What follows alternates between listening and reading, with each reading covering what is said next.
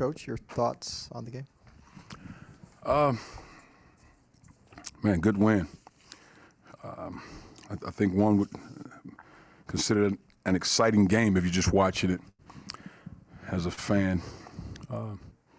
Scoring the ball, they did a great job scoring the ball, attacking the rim. We shot the ball well. I just think, coming off that Auburn game, we didn't defend well, especially that middle ball screen, and we didn't do it a great job in this game. They were attacking one-on-one, and then we just kind of went to a change in our defense, our trapping defense, and it kind of changed the tone for us, set a different tone. Then offense, we had to be more aggressive, more assertive. And we made some threes. Guys did well, and I'm proud of the guys, the way they fought, the way they competed. And happy for Tilly, career high. Happy for X. X always can score the ball, but have 36. That's a lot of points, so I'm happy for him. But I said to the guys, my MVP would be Kobe Brown. Just the way he was relentless on the glass, getting deflections, defending, rebounding, little things, screening, keeping balls alive, man. And oftentimes you don't get rewarded for that, man. But to him, I have 13 rebounds, and he had 5 big ones. So I'm happy for the team, but really happy for him. All right, raise your hands. We'll go to questions. Colin O'Brien. Yeah, Cuonzo, with about 5 minutes left, TCU up 82-70. They seem to have sucked all the energy out of the building. Just what did you tell your guys in that timeout? Oh, man, in a nutshell, the same stuff we always talk about, man. This is whatever happens. And again, I didn't say all of this, but whatever happens, you have to learn from this situation. And I never understood why teams would give up in situations like that, because what's the worst thing that can happen? You lose a game. So why not try to win the basketball game and work extremely hard, do the things that we practice, and let's give ourselves a chance. And that's really shifting your mindset, because, human nature, that type of lead, crowds out of no momentum, you're ready to give up and quit.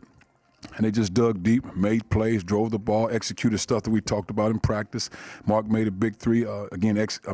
Kobe got a great rebound, had the wherewithal to hit X for that three. Drew had a great drive, Tilly finishing and one, man. Just a great, great team win, man. Ben Hockman.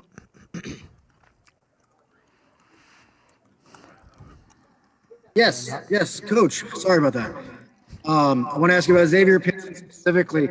Just in your own words, can you describe his deluge of 3-pointers? They went down. X was one of those guys. He practiced all the time. He works on his game, driving the ball, shooting threes, and he's at his best when he's shooting rhythm threes. Now, he made some tough ones tonight, but he spends a lot of time. He's one of those guys that never really get tired. But 36, I'm not shocked by the 36, because if it's 100 points, he's somewhere in the ballpark with that, because he can score the ball. Again, happy for him. I'm happy for him. Mitchell 40. Cuonzo, I know Mark wasn't hitting shots for a lot of the game, but he had that late three, and then I know you switched him onto Miles for a good portion of the second half. I guess what can you say about him kind of staying engaged in his defense down the stretch? Mark's approach is a professional. He goes about his business. He works on his game. We need him to, we want him to shoot balls. We need him to make shots, and I was happy to see that one. There's a play we ran, and just depending on how you defended, one of those two guys between him, Mark and Drew open, Mark stepped up and knocked it down. So really happy for him, man. And again, he's always going to be a guy that plays hard and plays defense. And we got to get him going, because we need him in order for it to be the team that we need to be, or we want to be. Eric Blum. Cuonzo, you talked a lot about playing defense without fouling. Did your team do a better job of that tonight? Because I think getting to the foul line really sparked this comeback, regardless of whether you made those free throws or not. I thought we did I don't think we did a great job defending. Again, you have to get credit whereas they have two guards. Miles is a freshman, Nimhard. There's two good guards that can get to the rim. They can make plays. They can get to the rim. We didn't do a great job defending one-on-one defense. They did some different actions. And no excuses at all when you don't have a lot of prep time. Because oftentimes in league play, you're familiar with the opponent. And then you obviously make adjustments in games like this. But, yeah, just we have to be better with our own ball defense, a one-on-one defense. That was the first thing I put on the board when it comes to our defensive assignments, toughness, grit, one-on-one challenge, and we have to embrace those, because those two guys that get to the rim. And then, oftentimes it's easy to say, okay, go block a shot. When you have a 7-foot guy right on the backside, it puts your big guy in vulnerable situations to step up and help. Should I help? Shouldn't I help? And that's not easy. But, again, we'll get back to the drawing board and try to tighten the screws up with our one-on-one defense. Dave Matter. Cuonzo, you've said before you'd like when Jeremiah has a matchup with another big guy like that. What about that matchup tonight worked so well for Jeremiah, just how efficient he was scoring? Well, I just think it's been a different Jeremiah ever since, in my opinion, that layup against Liberty when X delivered up. I just think he changed his mindset and realized, I'm just as good as any big, and he's as strong as anybody in America, whether you're NBA or not. He's a strong guy.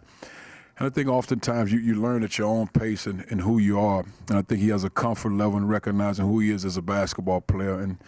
And if you defended him one-on-one, I'm taking those chances all night long. It just because he's going to move you, and you got to make a decision at some point. And then if he's making his free throw and you're still one-on-one, these are probably results that you'll see.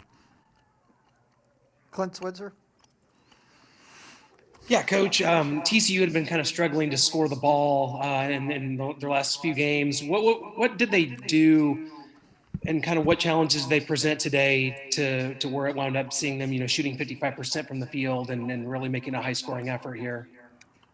I mean, they made shots, they made plays, they played with confidence, and again, I don't think we defended as well. But give those guys credit; they'll get one-on-one players, they make plays. But we didn't defend as well. And oftentimes, as a coach, you have to go back and look at the scouting report and game plan. And I think one area that I would have changed is, like we did later, was reading the ball screens, and that kind of took their momentum and their rhythm out when we start trapping the ball screens. So again, probably moving forward, that's something you would focus on, but valuable lesson for us. Parker. Hey, Coach. Obviously, you guys got two pretty big games coming up against Kentucky and Alabama.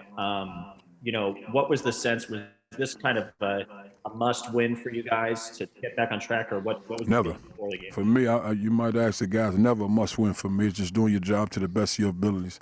I think you approach them all the same. You put forth your best effort, let the chips fall where they may.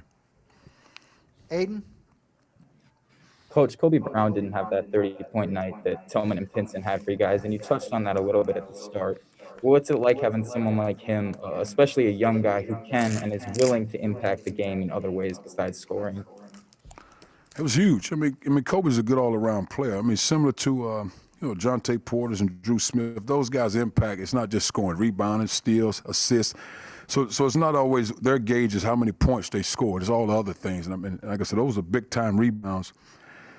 With a team that can make threes and spreading you out like that, because again, him guarding guys that can make shots, I got to know when to help inside. I got to know when to recover. That's not easy, especially when you're sitting looking down 12. I mean, what do we do? But to him to go get he got some big ones. He got some big ones on the defensive side of the ball as well. So Uchi. Hey, Cuonzo, I know Drew had to sit for a lot of the first half with 2 fouls. Did he maybe bring a stabilizing presence once he got to play a little bit more in the second half? Yeah, I think so, but also you're talking about a guy that's a starter, one of your guys you count on. I mean, I don't know any team that's very effective without key guys.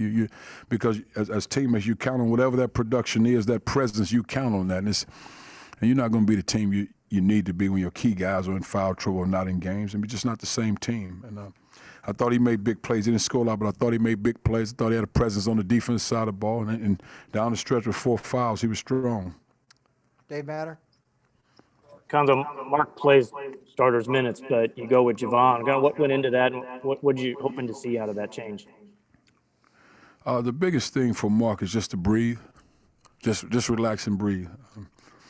When you work as hard as he works, of course you want to see the benefits of your labor, your hard work. So I understand that, but he's pressing so hard, and now he's not productive. Just relax and let it come to you, because obviously we want him shooting the ball. His teammates want him shooting the ball. And just let it come to you, and I'm hopeful that.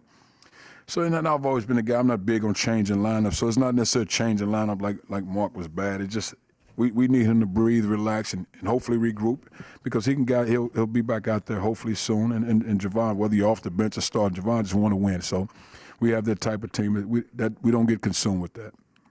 Mason?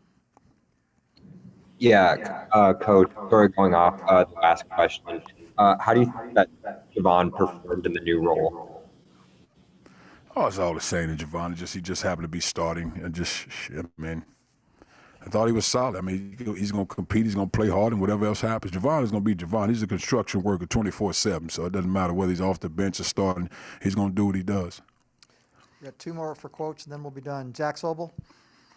Cuonzo, you touched on Drew Smith earlier. Kind of what was the extent of his injury in the first half, and what were your conversations like with him at halftime? His injury, man, I can't remember. I know he went down, but whatever it was, it wasn't an issue. Maybe he talked to the trainers, but I couldn't even tell you. I know he had 2 fouls in the first half, but other than that, I couldn't even tell you about the injury. All right, last one for Coach is from Clint. Switzer. Okay. All right, Coach, you're done. Thank you. Congratulations. Thank you. Next up,